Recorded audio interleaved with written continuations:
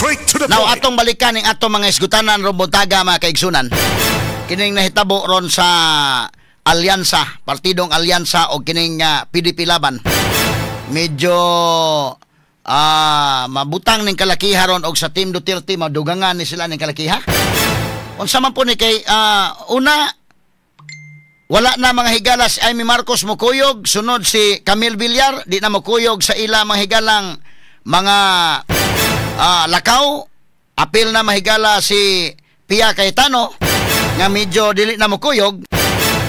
Pero siguro kung lakaw lang nga wa si BBM, medyo okay ra. No? Kay kadto lang bitong Biyernes nga dili si BBM, wa naman lagi sa pakita. Mura man guna mahigala og mingon ta nga pag-anhi sa Sugbo, sagad na presidente ka nang muanhi day.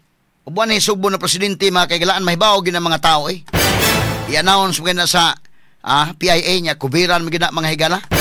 Coverage mo gina. Pero kadto hilom kayong pag-aria. Unya dito mahigala sa Liloan, padong na dito sa norte ang mga lakaw mahigala pangampanya ni Cebu Governor Gwendolyn Garcia. Na dunay mga senatoriables nga nanguyog, wa gyud mo pakita sa BBM. So medyo lahi na nga tilimadon. Posible mga higala og miingon nga ang mga lokal na lang nga machineries may palihokon, dili na lang paapilon sa BBM. Posible ka na, may mahitabo. Or posible dito sa Visayas ug Mindanao baka or kining Cebu kay perceive man ang Cebu mahigala nga grabe gyud kaayo ka mo express sa ilang politikanhong baruganan. Straight to the point. Sa una pa ning Sugbo, panahon pang Cory Aquino day, panahon pang Marcos Sr., kining Sugbo mga higala, mo express gyud sa baruganan, mabitan kung kabantay mo.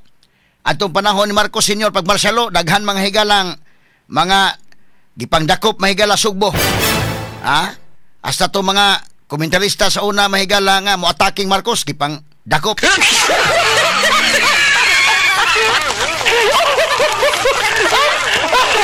Kining Sugbo mahigala medyo naay pagka-oposisyon day no? Sugbo. O medyo, di ko siguro tanan, pero mubarog siya ba? O doon ay mga issues. Muna, itabo na itong Marcos Sr. sa una. Katong mga issues, mga higala. In fact, katong ganing impeachment ni Davide, nakahiusa mas itong Sugbosan. Pag-express sa ila mga higalang gibate. Karon sad, mausad ni. No nga, ubay-ubay gyud ang mga tao nga manggawas ba? Unya mo motorkada, mo express sa ila mahigalang gibati atolos pag turnover ni kanhi presidente Rodrigo Duterte dito sa Daheg. Straight to the point. So unsa man tong hitabuas, Marcos ni anhe may gala murag hilom-hilom lang. Murag kawat-kawat ang pag-anhi sa Sugbo. Dili mayo kana nga tilimadon nga murag kag nahinok lang kaday ba? Oh, presidente ka gud murag kag nahinok lang nga murag kag tao bitaw nga nagkinto ba nga aron nga di makabantay ang uban.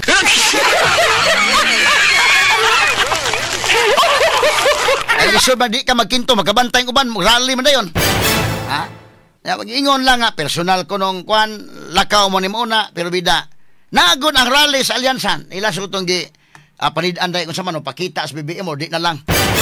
Nga ilang gibalanse-balanse nga ay na lang siguro kay basin niya hinuog Duterte mo isinggit sa mga tao.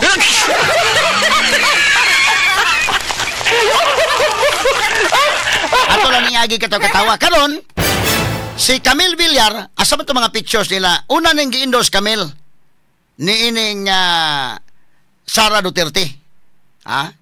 Tan-aw mahigala kini mga Villars mga sukitig paminaw, medyo dili kayo lisod tuuhan nga ni matawag na to mahigalang mag-Duterte sila. Kay kadto si Mark Villar, sekretary man tong Duterte kini adto. So kini ilang gi-endorse may gala una kini si Manny Villar, former president, naa si Camille, naa si Sara. Tan-aw nako kini si Manny day iyang himuon tanan unsay maayo ani. Kay iya guni pinangga si Camille. Tanawa si Manny Villar mo rabay number 1 ron nga sa pinakadato sa Pilipinas. So may kwarta, pero tan-aw Manny Villar magdi na wadag kwartahay ning eleksyon nada. So nangita sa lain pamaagi. O karon si Manny Villar nastunga si Camille sa pikas sa iyang tuo. Nag-Duterte sign sila. Nya na si Sara Duterte. Karon si Amy na pod. Atong analisaron ng iyang ads si Amy Lahi pa ning ads niya kini sa radyo. Nya na ang tingog ni Presidente Duterte. Karon si Sara na. kauban sila mahigala nga nagsulot sila itom atong analisaron ni Ronay ato ikong ipa-play sa kahanginan para mabati sa atong mga listeners sa radio o sa atong mga social media nga followers makita po nila. Straight to the point. Now, atong tagaan mahigala karon ganin advertise ito sa radio mahigala. Medyo ubay-ubay nag-advertisement kini sa Amy Marcos do nagi ikabuga mahigala o kini sa Camille Villar. Onya kini ang karon nanood na ra ba mahigala sa kini PDP laban ubay-ubay na ning mga wana nag-ung-ung na mahigala mo suod sa top 12. So tanawon ta ni mga kagalaan pero balikon ko ang katutuang sa alyansa napoy iyahay sa paningkamot no. Unya si Bam og si Kiko naningkamot po sila ilaw eh. Si Kiko bitaw Mark rim kamot sa sursuri dito no. Isig asa na gugkuan. Maabdan mga higalag asa man laman no. Maabdan yung sig asa mo kaon ha. Mo kanay mga kuan karon. Mo kanay mga panghitabo ron. Si Bam sad mausad. Pero sila si Marcolita ni sud na sa kanani ang top 12 indakin. Naa na napita na 12 to 18 no. Posible naa na sila napita. Sila si Marcolita, Philip Salvador.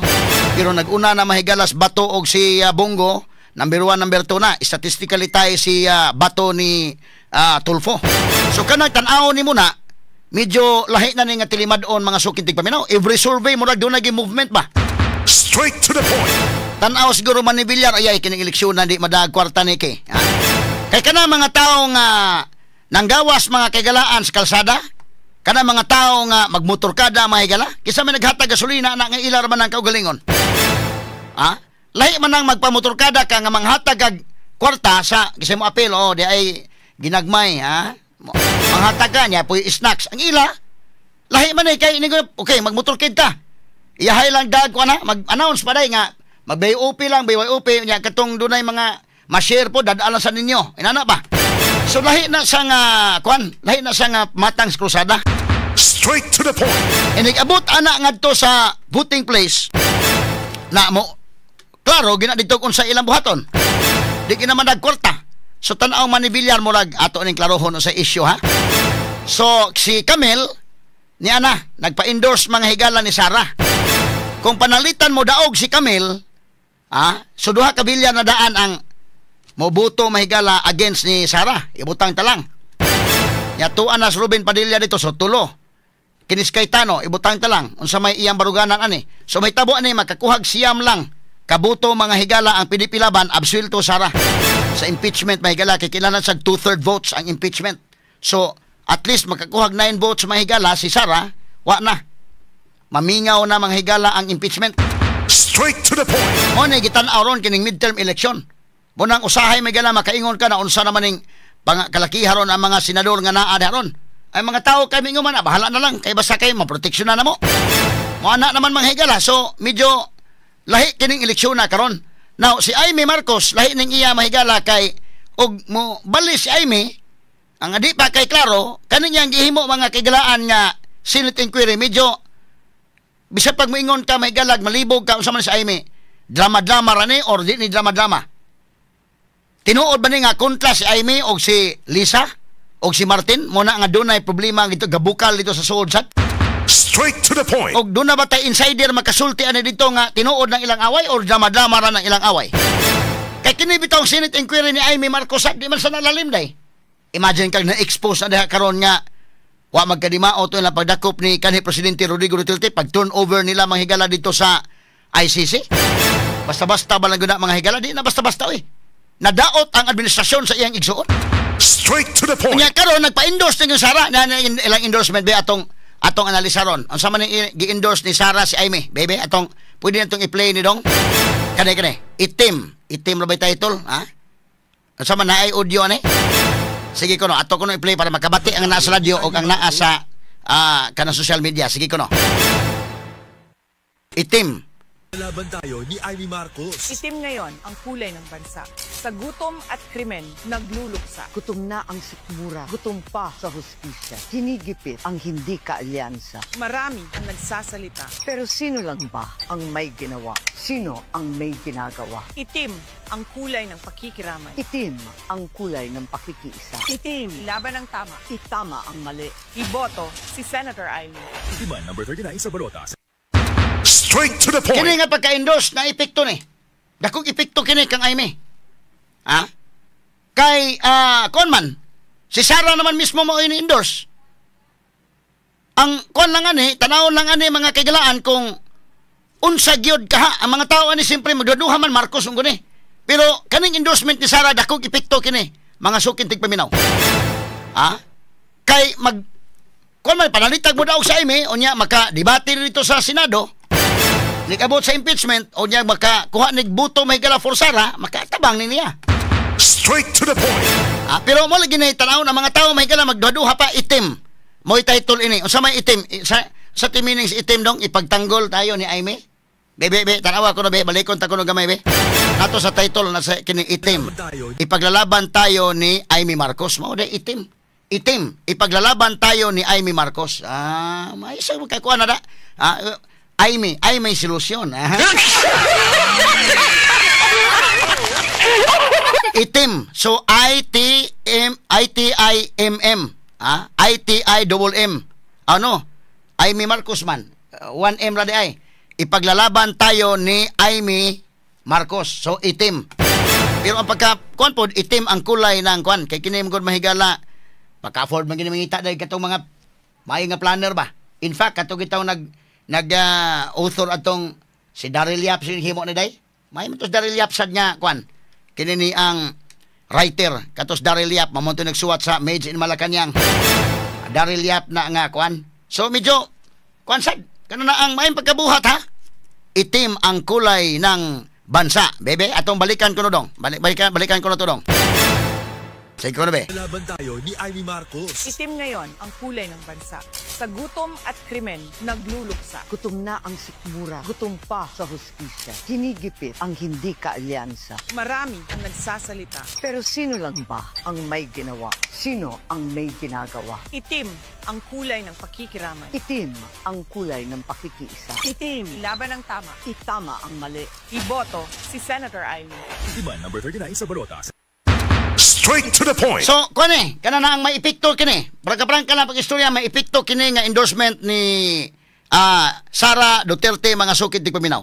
Although katong uban nga mga hardcore nga Duterte sa amahan, mingon nga ato sa ning klarohon ning endorsement ni Sara, basi mabudol ta ning kalakiha. Pero katong uban nga mutuog gyud dayon ni Sara sad, mingon nga okay na gini kay si Sara na may nag-endorse.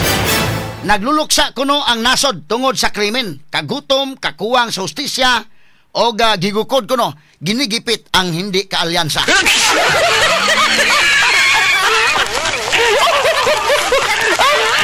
Basta kay si Aimee mo nag-ingon, nagigipit ang katundili kaalyansa. Bisag nga rin sa lokal nga mga kandidato, wa man gyud mamisik na karon o kanani ang officials ka mahigala nga incumbent maningkamot ka man gyud og suporta sa administrasyon kay basin unya hinuon og suspenso ka lang kalit.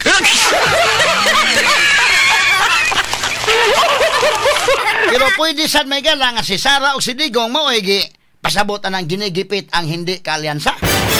Pero pwede pod niya ang partido mahigala ng kuana, So, lahi na yung mga kaigalaan nga endorsement medyo doon na kini epekto mga kaigalaan. Kay si Aimee o kining tingog inyo na dungog sa radyo o ingon man mahigala sa atong social media followers. Duha ka tingog ni ang kang Sara o kang Aimee. Ang katong primero tingog to ni Digong o ni Aimee. No? Last pa to mga higala nga endorsement. But gibalik mga kaigalaan pagpahibaw nga si Aimee ni suportar ni Digong. Unya ang mga tao magumingon di lagi kay blood is thicker than water. Mo nay unahuna sa mga tao. Ang uban sa mingon, tingali tinuod ay kay kini man nagsuon gud usahay do na magilay-lahi og timplada gud. Kabantay mo sa man nagsuon do na may igsuon gyud nya lahi sa baruganan ang usa lahi sa gyud. Sa usa ka pamilya mga higala ibutang ta pila man kabuk igsuon sa si Marcos, si Aimee. Na may mulikoy gyud ana sa man nagsuon, di man tanan mahigala. Grasya na kayo kung kanang tibok pamilya tanan anak tarong. Pero usahay ang tibok pamilya kanang anak nimo pila ka buok, mutarong na usang mulikoy.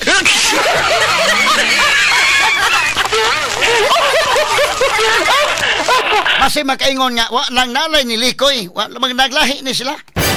Posible sad mga kaigsunan kay kinilaging gipakita ni Aimee sa iyang Senate inquiry lahi na di na basta-basta sad. kanang iyang pagbangga karon mahigala pinagi sa Senate inquiry. Balik gamay dong, kausa dong, balik sa dong, we. Kay doon tayo dugang tan-awon nini, itim. Ipaglalaban tayo ni Amy Marcos. Aha. Itim ngayon ang kulay ng bansa. Sara ni. Sa gutom at krimen, nagluluksa. Gutom na ang sikmura, gutom pa sa hustisya. Ginigipit ang hindi kaalyansa. Marami ang nagsasalita. Pero sino lang ba ang may ginawa? Sino ang may ginagawa? Itim ang kulay ng pakikiramay. Itim ang kulay ng pakikiisa. Itim, laban ng tama. Itama ang mali. Iboto si Senator Amy. Iba number 39 sa balota. Okay, so mo na yung mga kaiganaan. Pero si Amy, may ingumugod sa Amy nga kanana ang wala daw sa makaistorya ni BBM. Og si Amy, kay naay daghan ko na nakapalibot ni BBM nga mo prevent sa ilang panag-istoryahe. Di ba po lalim na ha? Kining gihimo ni Amy may gala og tinuuray lang managsuon nga magbaaway, sakit ba po na? Posible man na may galang naay gabukal gyud sa asod. No? Kay kining Senate inquiry na expose man gyud ang wa magkadimao mga higalang gihimo sa administrasyon pag turnover nila ni kanhi Presidente Rodrigo Duterte murag na nawi-wi gyud hinuon ang sayop. Pinaagi mahigala sa inquiry ni Amy Marcos. Mo nay prangka-prangkang pagkaistorya. No? Pero ang mga tao di pa mga higala mo kumpiyansa ana dayon. Ha? Kay itim. So dunay meaning kanang itim. ITIM. Ipaglalaban tayo ni Amy Marcos. Ngilngiga ha. Itim ang kulay ng pagluluksa. Kang ngilngiga. So ang mga tao ni magunahuna nga mo. Mubutal lang tang Amy kay mo may endorse ni Sara. Ang ubansan mingon nga sa ato sa una-unaon bayo ug unsa gid ka ni nga endorsement kay unsa man ni itim, unsa man ni nga itim ang pagluluksa or basig bikining itim.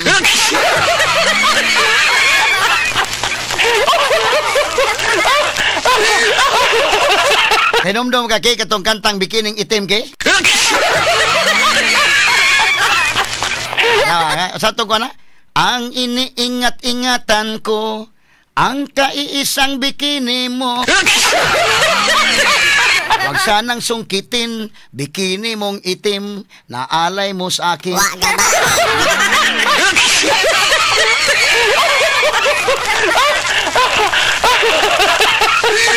Ato lang nga agi katawa may pasinsa labas kong tingog kay ako mo ang kunon nga more or less sa ganitong tingog pero nahinumdum na tayo hinumdum ka kasi hinumdum ka ng tibok kanta na kay murag sa kuros sa may hinumduman mura gito ko may hinumduman sad wag sanang sungkitin bikini mong itim na alay mo sa akin.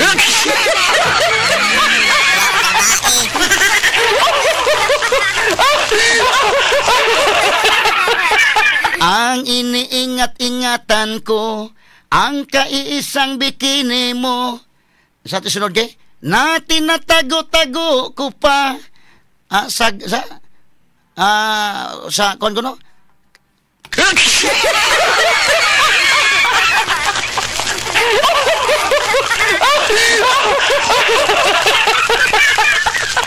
Ang iniingat-ingatan ko ang kaiisang bikini mo na tinatago-tago ko pa at katabi sa pagtulog ko.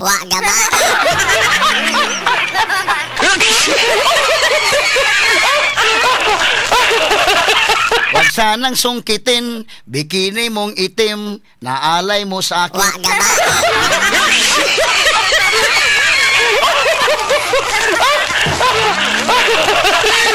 Ang mga tao may galamingon ato sa ning klarohon ha o unsa ba gyud ni gi-endorse lang Sara na pero unsa ba ni klaro na gini di kata mabudol na sag balik ani.